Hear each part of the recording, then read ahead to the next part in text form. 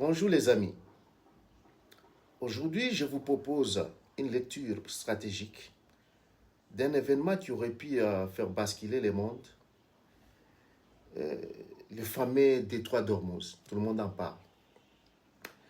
Le 23 mars 2026 marque un tournant majeur dans la confrontation entre les États-Unis et l'Iran autour de ces passages stratégiques par lesquels transite près d'un tiers du pétrole mondial. En quelques heures, nous sommes passés d'un ultimatum militaire à une suspension tactique. Mais attention, il ne s'agit pas d'un recul. C'est un recalibrage stratégique. Première idée essentielle de mon analyse. Ce que nous avons observé, c'est ce que l'on appelle en relations internationales une coercition graduée. L'ultimatum américain n'était pas nécessairement destiné à être exécuté immédiatement. Il visait à produire un effet psychologique, à contraindre et à tester la réaction iranienne. Mais très rapidement, une réalité s'est imposée. Les États-Unis et leurs alliés, Israël, semblent avoir sous-estimé l'Iran.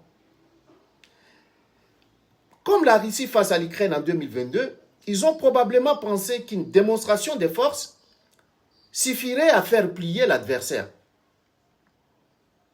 Or, l'Iran est un acteur beaucoup plus complexe. Il dispose d'une capacité de riposte asymétrique très redoutable. Il dispose aussi d'un réseau régional et d'une stratégie de dissuasion indirecte. Comme résultat, le rapport de force est devenu incertain. Et dans un contexte où toute fermeture du détroit d'Ormuz pourrait provoquer un choc pétrolier mondial, le risque est devenu systémique. Deuxième point d'analyse fondamental. Nous assistons à une recomposition silencieuse du Moyen-Orient. Certains acteurs régionaux prennent leur distance. Ils cherchent à éviter une guerre totale. Pourquoi ? Parce que les coûts d'un conflit généralisé seraient incontrôlables.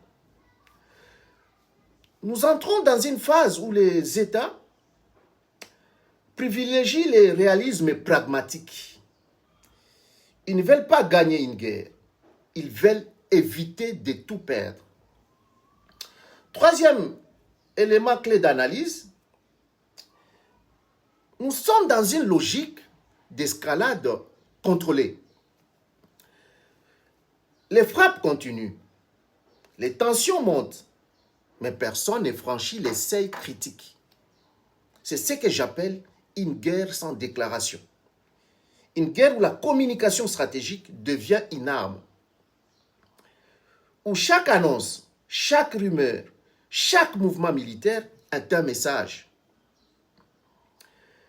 Même les informations sur un éventuel déploiement américain participent à cette logique. Elles maintiennent la pression sans déclencher l'irréversible. Quatrième point d'analyse, et sans doute le plus important, ce que révèle cette crise, c'est une transformation profonde de la diplomatie. Nous sommes entrés dans une diplomatie en temps réel. Une diplomatie influencée simultanément par les marchés, les médias, les capacités militaires et les perceptions globales. La décision stratégique n'est plus linéaire, elle est algorithmique, elle s'ajuste en permanence. Et dans tout ça, il y a aussi une leçon historique. Les États-Unis ont souvent montré une grande efficacité pour déclencher des conflits, mais une difficulté récurrente à planifier l'après-guerre. Irak, Afghanistan et aujourd'hui, la même question se pose pour l'Iran. Peut-on réellement penser qu'un régime comme celui de Téhéran peut tomber rapidement sans conséquences majeures, sans chaos régional et sans effet en cascade? La réponse est clairement non. La chute d'un tel système est un processus complexe, long et incertain. Et toute erreur d'appréciation peut conduire à une instabilité prolongée, bien plus coûteuse que le statu quo. Alors, sommes-nous face à une guerre évitée ou simplement différée?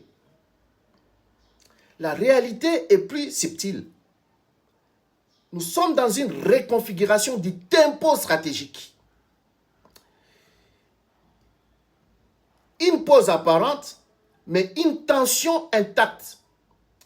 Alors, comme conclusion à cette analyse, à cette lecture, aujourd'hui, la guerre ne se joue plus seulement sur les terrains militaires.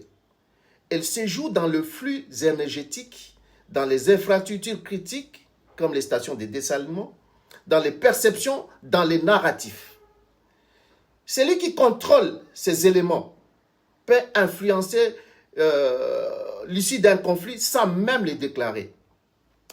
Alors les amis, si vous souhaitez comprendre cette transformation profonde de la diplomatie contemporaine, je vous invite encore une fois à découvrir mon dernier ouvrage intitulé « Traité de la diplomatie du futur ».